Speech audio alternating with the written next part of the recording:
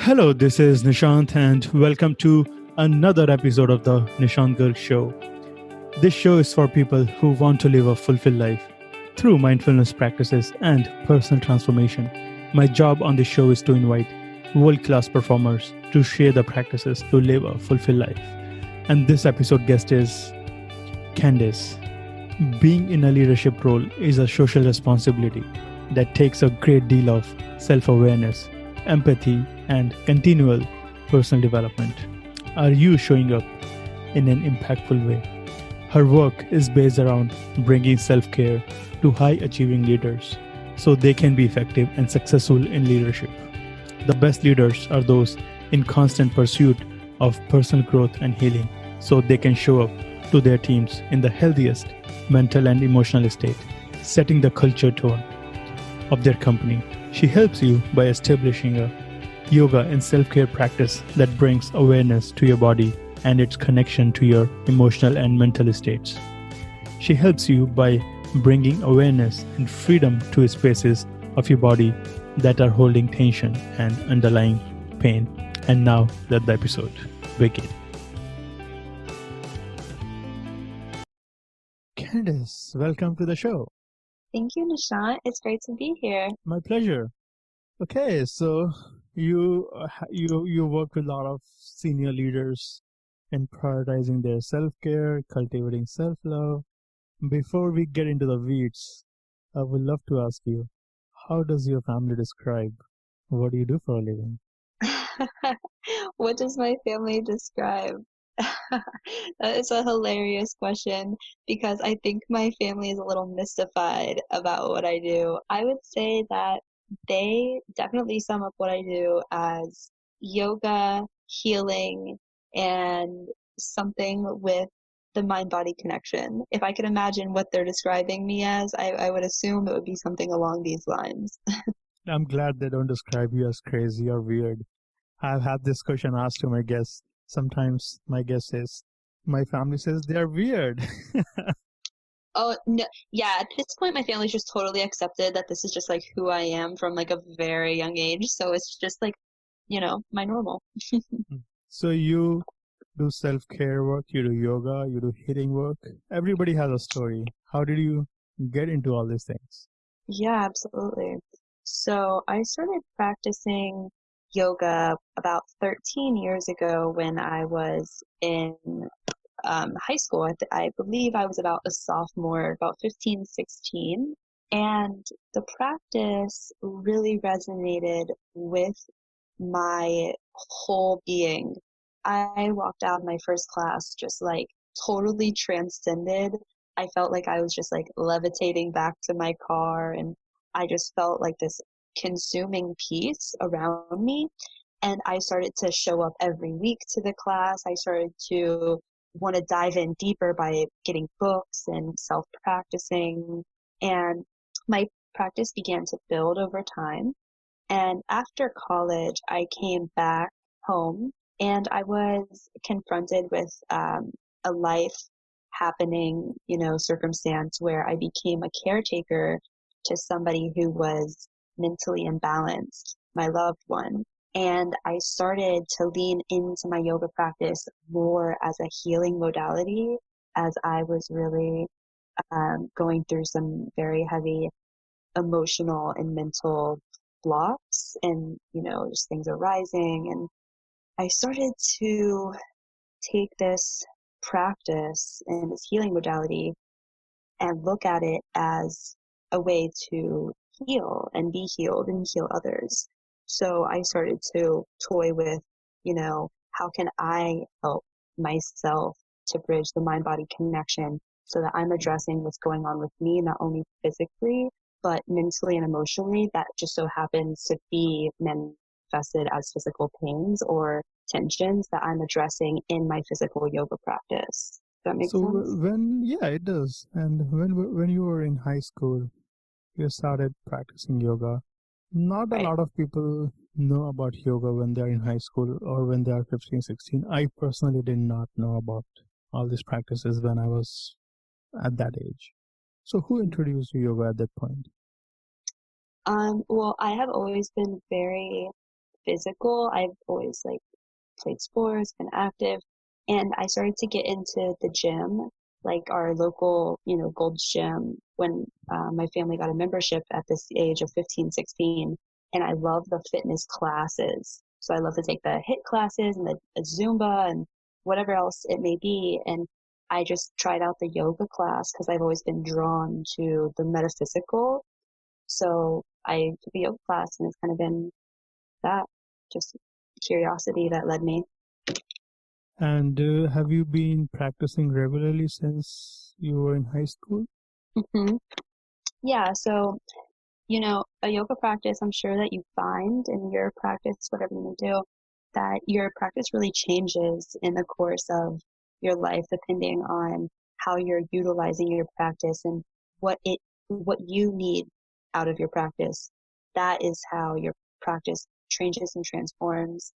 And through college, my practice kind of took some hits just because I was a busy college student living a college life, but I always had an underlying practice and an interest. And then when my life started to resume back into its like out of college realm, my practice became once again more of a consistent, consistent practice. And it kind of, goes through a zigging and zagging motion, because when I first started to practice, it was about hatha yoga and, kind of a flow that was not too intense and things like that. And then my practice moved more into a self learning.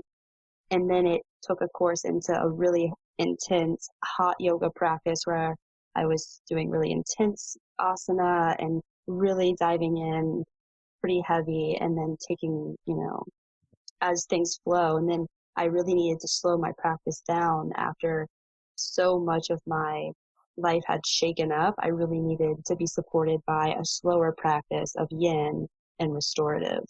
Speaking of your life, you have mentioned that your life had shaken up.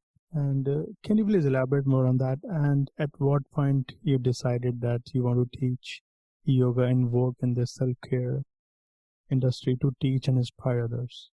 Yeah. So I came back from college in 2013, and I had decided, like, I'm not going to finish my college degree at the bachelor's level. Like, I'm going to get my associates in health sciences, and I know I do not want to continue the path that I'm doing, but I've always stayed consistent with yoga. And so I got my associates, moved back home, and pursued my yoga certification. And right after I got that certification, it took me about 9 months to a year. And my mom started to display signs of mental imbalance and really heavy paranoia and schizophrenia episodes. And so this became really intense for me right in this transition of life. And both me and my dad were her two caretakers. So I was feeling extreme pressure and anxiety and just sadness and heartbreak and all the things that really come with that.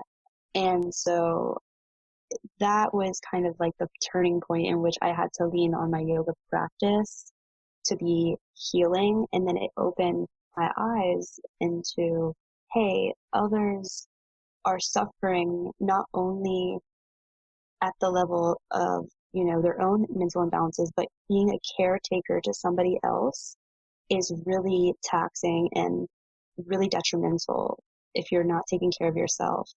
So I, from that point, realized, hey, what I'm going through, others are going through, and this is a healing modality and the way that you can change your life yourself. So I wanted to offer that to others.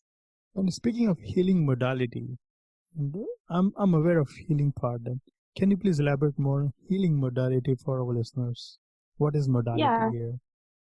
modality is just a means to healing. Yoga being a modality, breath work being a modality, meditation being a modality. It's just a mode by which to get to peace or whatever your desired outcome is. It is one of the ways to get towards healing. And when you were Exactly. going through that life happening moment when your mom was when she needed self care, then you were feeling taxed on your emotions and body, and then you started practicing more and more of yoga, and then you realized that you want to teach yoga to others. Mhm. So what are the different forms of yoga basically we have? So yoga is all yoga falls under the category of hatha yoga. And yoga is so diverse in its offering.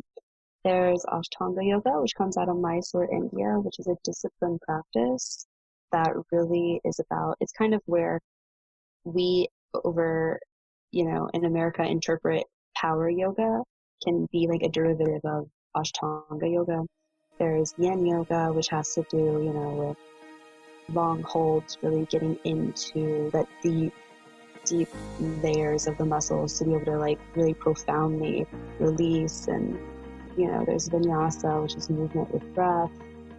Practice that looks very fluid, almost dance like. There's just so many types of yoga that you can lean on depending on where you are in your life. I find personally that my yoga practice is like a yin and yang to wherever I need it to be. So if I'm feeling really unsteady in life and I need grounding, my practice is going to look very strengthening with a lot of grounding poses and things like that, because that's the energy that I need that I'm not receiving. So when I feel really caged in and kind of like claustrophobic, I need more of a fluid practice that's really flowy because of the energy that I need to receive based on my current state. So it's almost like I use my yoga practice as a balancing effect.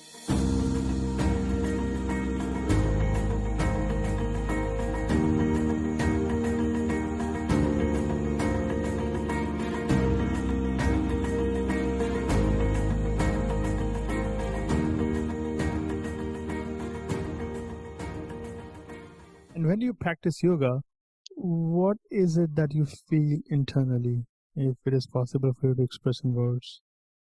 Which I feel internally. Internally, what is that feeling internally from yoga? When you say internally, are you interpreting internal like a tangible feeling or more of like an intrinsic feeling based on like my emotional state? Can be anything. Is this when I'm practicing? Yeah.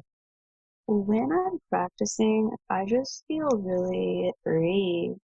And I feel like really curious. I always try to keep my thought and like perspective and like the mind of a child, that like this is play and this is exploration and this is like a privilege and nothing is concrete. So I feel very much like intuitively connected to my own self, if that makes sense. Yeah, it's like a game. It's not something that you have to do it. You're considering it like as in a game. Yeah, like I try to have like I come at it with a really open mindset. you know I will ask my practice what I need to take out of it. And I find that a lot of my teachers and a lot of yogis will set an intention for their practice. And sometimes I do set an intention for my practice, but more so I've been asking, what do I need to either release or receive? And I find that to be really powerful because you, after yoga practice, you find so much clarity that if you come in with a question or a thought, after your practice, I find that there's a lot of clarity around that. And you mentioned that release and receive. What can we release from yoga practice? Well, well, you can really release anything that you desire as long as you put the intention into it. Like, it's the same thing with receiving. You have to make a wholehearted intention and be fully desiring to either receive or release something. and you will. So when I work with people, I ask them to allow themselves to XYZ, whatever it is, because it's oftentimes our own restrictions that keep us either caged in or locked out. So to create that mindset allowance is really powerful. So you can literally release thoughts, ideas, tensions, negative self-talk, your own narrative. You can release, you know, little pieces of heartbreak. It really just doesn't matter. Just, whatever you're coming into it with. You can release any sort of negative emotion that you are feeling, and when you come with that intentional mind into the yoga practice, you can release what is holding you back.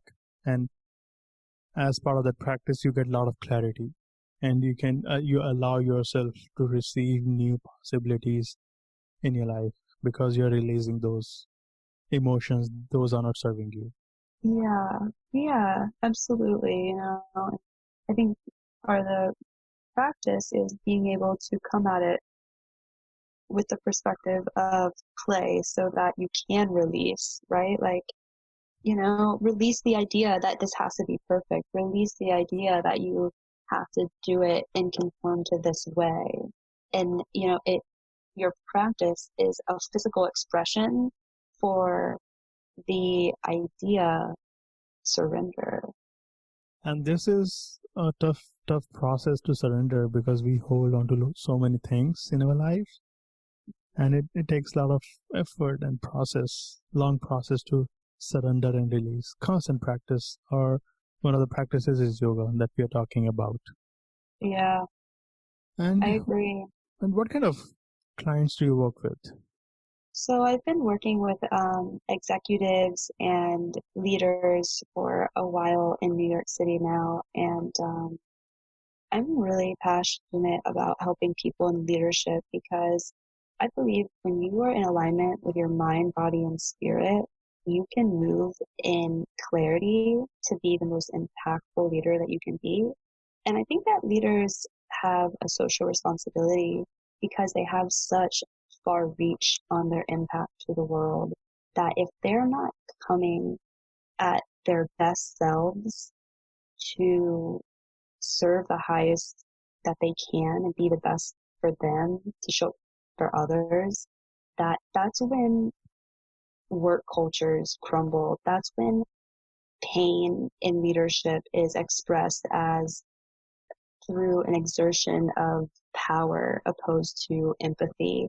And I have watched personally and, inadvertently, I've seen the breakdown of somebody's mental and emotional health from leadership that wasn't coming from a place of love and coming from a place of empathy, and that was coming from a place of pain, and how that domino effect is truly detrimental if it doesn't get addressed at the source, and the source is from leadership, because leadership has such an impactful far and Everything wide reach. falls on a leadership, and everything rises on leadership. Yeah. I mean, yeah, if you're going to stand up and claim to be a leader and, take that action, you need to be doing it at the highest good on every level. And that being in touch with yourself is absolutely paramount. And that level of action, when we are aligned with our mind, body, and soul, it requires a lot of self-care, prioritization, and sometimes we human beings and leaders forget to self-care. So what challenges do you face or feel while working with the leaders? Yeah, it is definitely about prioritizing, because something that I've learned is that time is absolutely the number one thing that stops everyone from self-care usually. And I find that to be the biggest constraint is the allocation of time based on, you know, the fact that a lot of times it gets put on the back burner because it seems maybe selfish, like, oh, I'm doing this for me, when it should be outside of and having leaders realize their own intrinsic self-worth and show up for themselves. I think that there is such a mindset around output, output, output, that there is a lack of even understanding about why you need to put in to yourself. I think really it takes a large hurdle is having leaders and people in general understand that what you're doing for yourself is impacting what is returning to you. And in that process of working with those leaders, what kind of schedule do you create for them to work on the self-care? So usually when I'm in New York, my work is one-on-one. I work with people privately, and we really build a yoga practice and what that addresses for them personally, and how to build a practice that is sustainable. And we integrate body work and meditation and breath work so that everything becomes really comprehensive, so that they can start to build a foundation of self-care, but they also have the ability to totally just like bliss out and receive a session. And when I work with people in more of like a coaching style, it's about how do you take an hour of your day and break it down into different aspects of yoga, breathwork, meditation, and visualization, mindset work to be able to execute it every day so that you're consistently showing up for yourself. So when you coach them and ask them to set aside an hour of their time, and we have different practices such as visualization, meditation, yoga, do you suggest all of those practices or just one or two practice in that 1 hour? So I've come up with a system where you can integrate all of these practices in 50 minutes to an hour a day. And because a yoga practice does not, the physical aspect does not have to be 60 minutes to get the benefit, I think that a beautiful yoga practice can be built on 20 to 25 minutes a day of mindful movement. And if you're if you're doing this every day, you're doing several hours of yoga a week. So I want to break it down in bite-sized chunks so that you don't get daunted over, I have to allocate only, 60 hours to movement, 60 minutes to movement. So it looks like 25 minutes of yoga, 5 minutes for the breath, 10 minutes for meditation, and 10 minutes for reflection and journaling. So every single aspect really is able to be fluid in that 50 minutes, because the yoga practice leads to the breath practice leads to the meditation, and the meditation leads right into what the overall reflection of this time was. And it's a whole superset of mind, body, soul / spirit connection. Exactly. Every single one of those touches. So one option could be that our listeners can do it, can set aside 1 hour of their time, and these practices are not meant to be for quote-unquote leaders, and everybody can apply these practices in their life, right? Mm-hmm. And so do you think we can split this 1 hour into small pieces, maybe 20 minutes of 3 sets, and do it 3 times a day? Yeah, I don't see why not. I think that any way that works for you, that you're benefiting with these principles, is a perfect way to do it.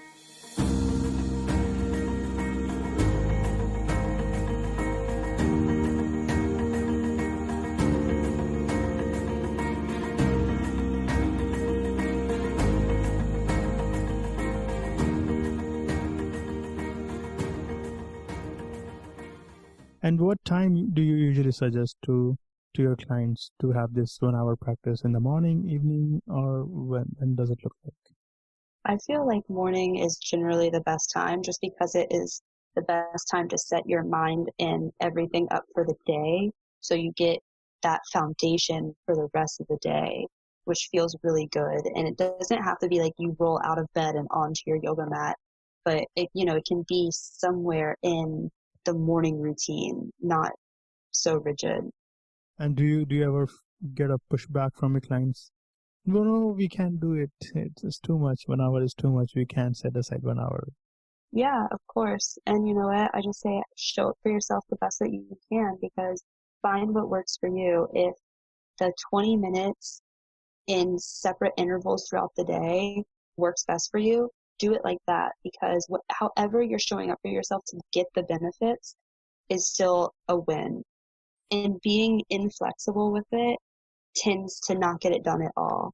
And somebody who is starting these practices very first time, 1 hour or 20 minutes can be challenging for them. So they might start with 5 minutes or 10 minutes of something. Yeah, that's amazing. Like, think about if you did 5 minutes every day for 1 month, you just did more for yourself than somebody who didn't do it. 2.5 hours. Yeah, and that is a big deal. It's a consistency that matters, and it's a compound effect over a long period of time. So consistency matters, not just doing once a week. It will help, but we will not see the benefits of meditation, yoga, visualization, or whatever happens to be. Yeah, you want to be consistent with it. And even if you're not consistent with it, you always have the chance to pick it back up tomorrow or later or something like that. It's just don't be so rigid and hard on yourself about like the absolutes of it. Yeah, and let me ask you this, Candice. What's your morning routine look like? My morning routine. Well, right now, um, so I wake up and I really have a nice breakfast. I usually make avocado toast and do that. And then while I'm having breakfast, I'll journal. I really like to get out what I dreamt and if anything came up for me. And then I will do my yoga practice. And then I will do my visualization and breath. And then I will do whatever I need to do for work, whether that be see a client or, business background work. Do you combine visualization and breathing, or they are separate for you? Ooh. They are both separate and the same sometimes. Sometimes I will really focus on just my breath, and sometimes I'll use visualization with my breath.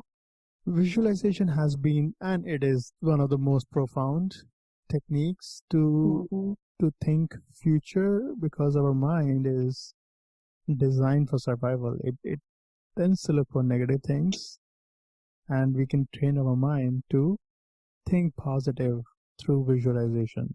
And because our mind may not understand the difference between reality and imagination. I would like to ask you that in your visualization, what do you visualize? Do you visualize obstacles, resolving obstacles, or just a win? There are different ways to visualize. How do you do that? Hmm. I love visualization. I think that it is absolutely one of the most powerful tools that anyone can access. For me, I've been working on visualization since basically the beginning of my yoga practice. And I realized this not so long ago. Every time I am in Shavasana, I go to a different place in my mind where I'm in a really serene area in the mountains. And I have consistently been visualizing this place for about 10 years. So I am really good at being able to quickly get myself into that place. And from that place, I can go almost anywhere else because And, I'm already in such a deep visualization. and Shavasana is a yoga practice, right? Yeah, Shavasana is the end of the physical yoga practice where you take 5 minutes or more to lay down, let your body absorb the effects of the practice, let your muscle memory build, and things like that. I'm curious to know why we have that practice at the end of every yoga session. I have done some yoga a few months ago. I'm a beginner in yoga. And I'm curious Yeah, to know why we have that Shavasana practice where you just lay down on the ground, and just relax. yeah. Is there a Well, spiritual alignment with that? well, it is so that your body can integrate the practice. I'm sure that it is resonating in like energetically within your body. So when your energetic body and your physical body meet, and it allows your muscle memory to be able to develop so that every single time you get into that warrior two, your body is remembering a little bit more how to. Warrior, what is Warrior 2? Warrior two looks like, gosh, it looks like maybe your right hand is forward, your left hand is back, and you're gazing over your front fingers, and you have your right foot forward, left foot step back. It looks like it's a very elegant pose that's really strength building. It really, fires up your solar plexus and those lower energy centers that really ground you. But Shavasana is a resting pose so that your body can take time from the physical exertion, realign itself and get that integration between the mind, body, spirit connection. And I'm sure a lot of our listeners, including me in this podcast, thinking that when we start practicing yoga or meditation, and when we are new into these practices, we are not sure whether we are doing it right or wrong. So how do we know whether this yoga practice is right or not? You know what? Did it feel good? Like, I am a huge advocate of what does your energy tell you? And is it leading you into a lighter, better version of yourself, or is it not?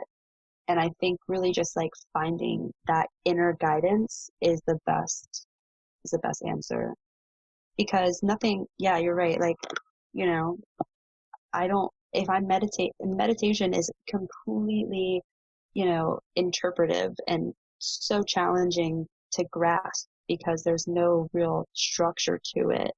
And I think that if you sit down for 5 minutes and you quote meditate on whatever that looks like for you, and by the end of those 5 minutes, you feel lighter, more clarity, peaceful, happy, kinder, you did it right. Right? That's correct. Yeah. And because meditation is more internal, we can see, it's like we cannot see our picture when we are in the frame. But with yoga Mm-hmm. practice, it's more physical movement, but the benefits are internal. And we can have Right. course correction in the yoga practices through some teacher or some coach. Yeah, yoga, the physical practice of yoga is asana, and that is a very, just one part of the yoga practice. Yoga is a moving meditation.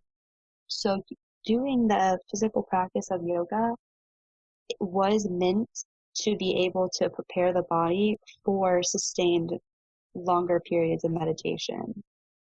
But the actual physical movement part of yoga, the asana, is a meditation in the sense that when you're so tuned in to your body, the movements, the subtle cues, where you're supposed to be aligned, focusing on the breath, all of the things that you're going over, you have to eventually get to a point of complete meditation with yourself because you're so in tune that you don't really have the capability to be anywhere else except for your present.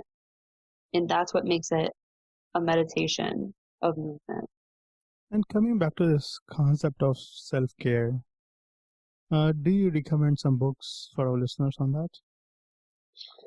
Yeah, so You Can Heal Your Life by Louise Hay has been a great book for your own self-love, and that everything boils down to your self-love and feeling worthy of that, which I'm a huge advocate for. So that's really great. The Untethered Soul one that was really great. It's another book that I'm gonna have to circle back around on. It's right in the tip of my mind. I forgot the We title. can Like, come back to that yeah, in yeah, our yeah, conversation. yeah. And you were just mentioning that the self-love, and I'm sure a lot of people get confused with that. Self-love, is it if I love myself, can I love others? Yeah, am I Mm, selfish?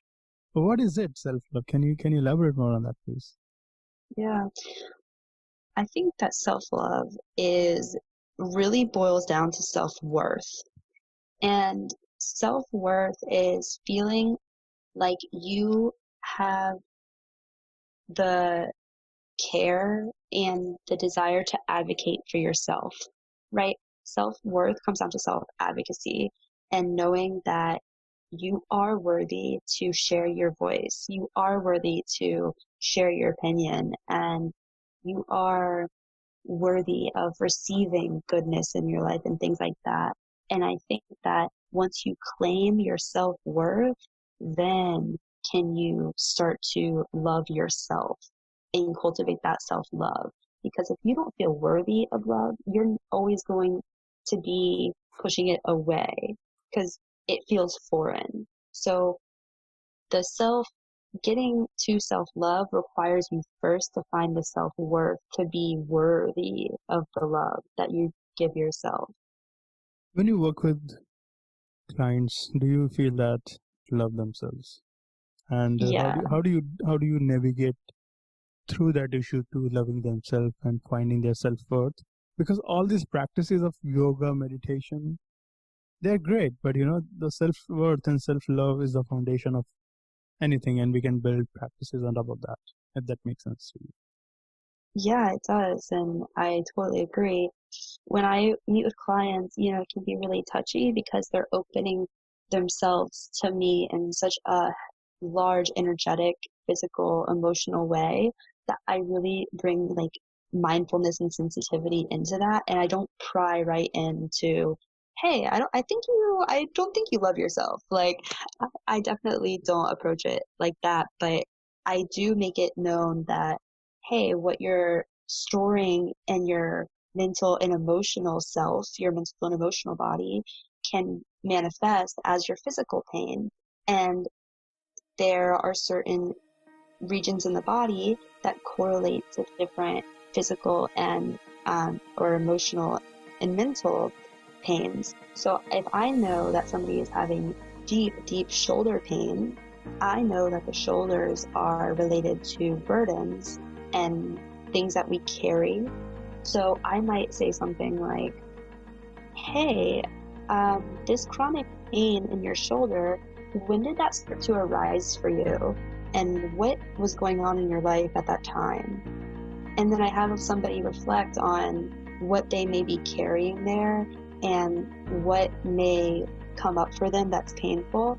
And then I might, depending on what they reveal, I might ask, like, was that something that, occurred constantly and became painful for you? Or something along the lines, just planting a seed and having them discover what in their life is, causing them pain and causing them to lack that self-love. So it's more of like a guidance and less of a call out.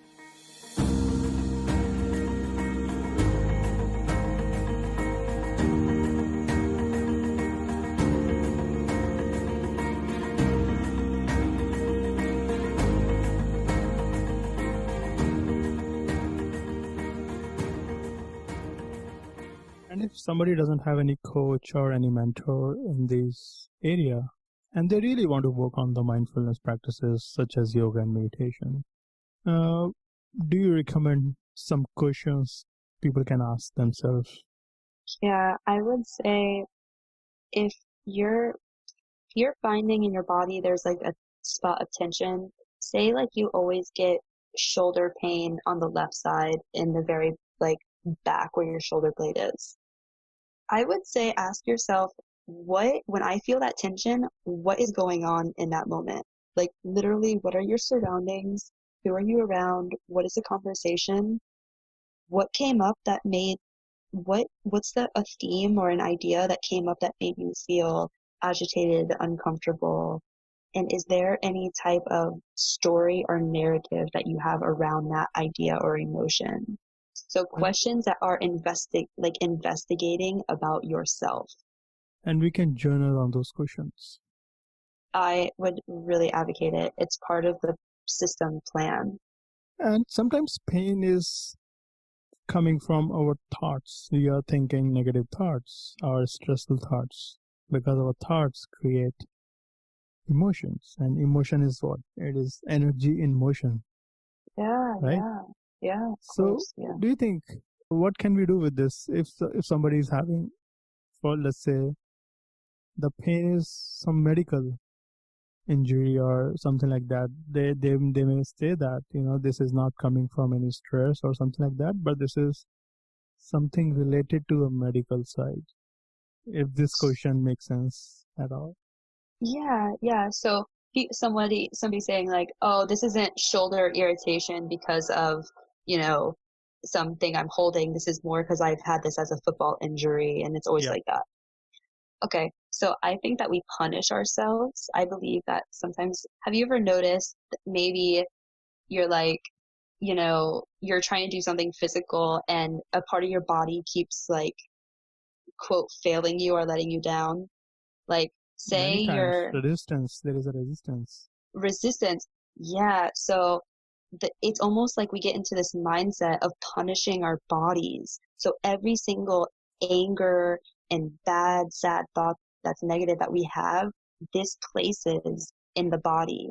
Because like you said, thoughts and emotions carry energy.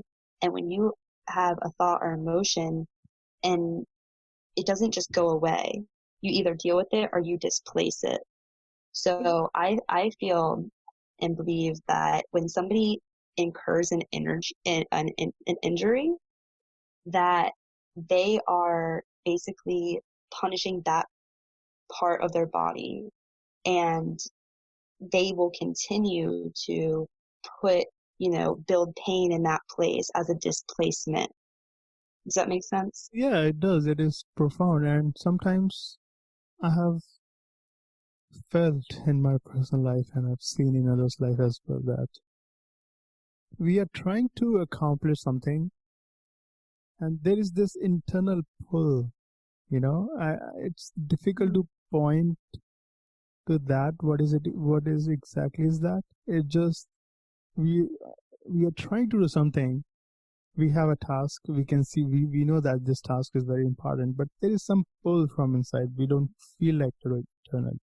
What do you think? Is Um, it, what could be that? This question just popped up in my head right now. yeah, I think it's a discord between what your head and your heart say. Exactly. I think that's what it is. I think there's something that you need to get in alignment with. Maybe you don't want to admit to something that one part of you knows and you're fighting with another part of yourself, maybe logical versus Exactly. emotional. So So, how, and I'm sure people struggle with that. I'm not the only mhm. one in this area. So how can we create that harmony between our head and heart?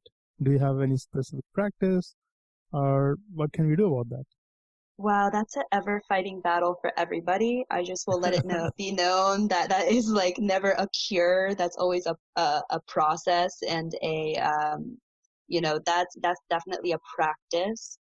But I find that vi visualization in a way, this is the way that I practice that. I visualize myself going to this spot in the mountains where I can put myself very vividly. And then I practice zooming out like a bird. And I zoom out and I see myself sitting on a rock in the mountains, very peaceful. And I recognize myself not as who I am to myself, not as Candice, but I see that entity, that woman sitting there as just another human. And I see her very real and I see her trying and I give her compassion for what she's done and I forgive her and I love her and I try to be completely forgiving so that when I return to her and I come back in and I finish my meditation, I address what I need from her so that she can move forward and balance those two entities. And seeing myself in that third person view really helps me be able to take a logical and emotional side. And this is a practice to step back, taking a step back and thinking about what is it between our heart and head. Until it is in alignment, it is difficult to, very challenging to work through it. And this is always process, this is always something that keeps popping up every single time. We get all these self doubts. We want to do something. We are very passionate about it, but that devil on the shoulder, you can't do it. Exactly. You're not good enough. You can't do it, and it's an opportunity to step back for a while and think through it. And I think this can be sign or a symptom that when we have those moments, it means we are moving forward in our life. Yeah, I think Consider so. from the optimistic point of view, that if we are having those self doubts, and internally we know that we are moving forward and we are taking action to do things that make us feel alive. Yeah, And I think, please go ahead. I feel like it's like, I think you're right about it means that you're growing because it means you're not stagnant, right? There's something new arising that hasn't quite been passed or done before. You're fighting with that internal, maybe, oh, I believe in myself, and then that other voice that's like, hey, you can't do that, and that kind of pull between head and heart. So I think it is an optimistic sign that it's a sign of growth, and that forging ahead in new territories and things like that is never easy. So you should encounter some resistance with growth. It's totally normal and it's a positive thing. And meditating on it and then journaling on it, Yeah. you'll get a lot out through that. And all these mindfulness practices, they are lifestyle. They are not the be all and all. We get Right. to incorporate them in our daily lives whenever we feel like we need. These practices may work for somebody in the morning, for somebody in the night, whenever you feel like to do it. Just do something and not judging yourself that what is right or wrong. And when we start something new, afresh, it's going to take time. Nothing is going to happen overnight. You have been working on your yoga since you were 15 for last 13, 14 years. It's Yeah. a process, constant process, practice, and having belief, consistency that you will get better. You will get better. And when you this quote, I mentioned this in almost all of my podcasts. When you get to the top of the mountain, you will see there is another mountain. And having that compassion, self-love for yourself, and taking time to prioritize self-care, because when we are not taking care of ourselves, we cannot fill somebody else's cup. We get to fill our cup first. We get to love ourselves first so that we can give that love to somebody else. We don't have to be narcissistic. It's a different story. We get to love ourselves. It also means that we can love somebody else. Right. It's going to make you a better person. And that is the most selfless thing that you can do, is to do something to better yourself for others. And if you're thinking that self-care is selfless or selfish, it's the opposite. It's totally selfless. Selfless, exactly. And Mhm. we are operating, if we are not doing self-care, any practice of self-care, we are operating from empty cup, empty container of no energy, no gas. We cannot drive a car without a gas, right? Right, right. That's why it's so important for leaders to have that self-care routine in place. So, Exactly, and this will help in our productivity. We leaders as keep moving towards productivity, and to yeah. be more productive, you get to self work on your self care first. Yeah, and it really helps to recognize what is a priority and what never was, and what, needs to be done and how to move forward. After I see people who are, really heavily involved with their careers and, their positions, they just have such a sense of calm and peace around moving forward that it becomes a superpower. It's like the whole demeanor is switched. It's like it literally tapping into an internal superpower. Exactly. And speaking of self care again, what do you think is the role of sleep in this arena? Of sleep. Yep.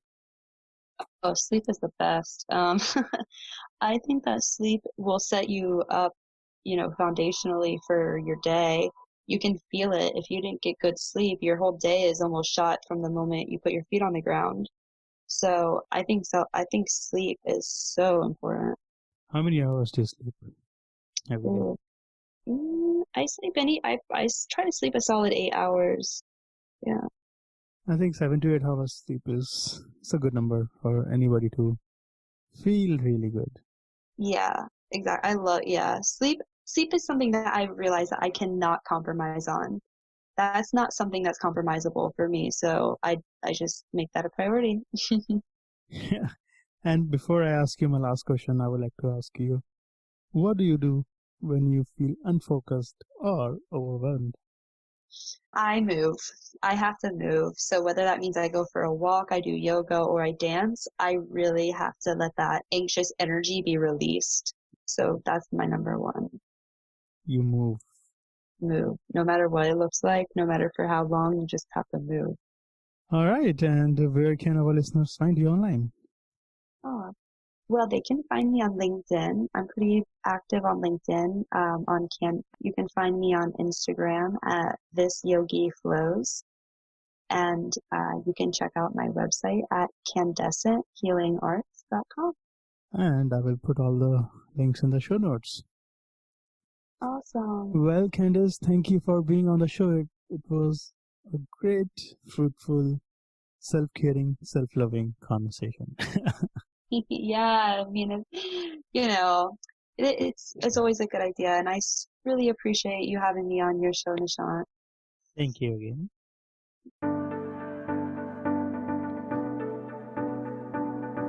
Thank you for listening to this podcast episode today.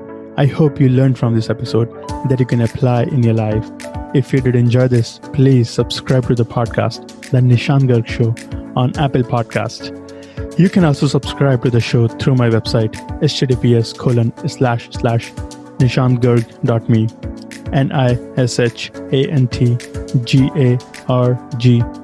NISHANTGARG.me. You can also share this podcast with your family and friends or whoever want to feel fulfilled. And thank you so much again.